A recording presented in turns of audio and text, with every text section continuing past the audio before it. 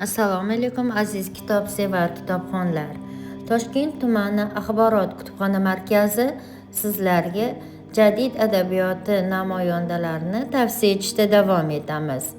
Bugungi tavsiya etadigan kitobimiz Is'hoqxon Ibrat kitobidir. Xalq ma'naviyatini boyitish yo'lida olib borilgan kurashlar, milliy matbuot, adabiyot va teatrning odamlar tafakkurini o'stirishdagi ahamiyati haqida asarlarida kuyunib yozgan.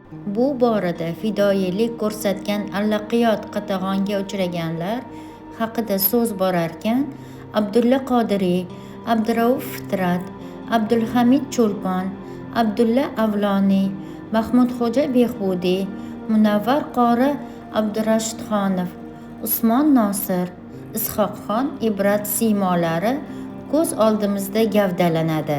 Kitobxon jadid adabiyoti namoyandalari ruknida tayyorlangan kitoblarimizni o'qir ekan, o'zini shu vatanning ongli fuqarosi, vatani va millati taqdiri uchun mas'ul inson sifatida namoyon qilishga o'zida jur'at topadi. Aziz kitobxonlar, sizlarga ushbu kitobni o'qish uchun tavsiya etamiz. E'tiboringiz uchun rahmat.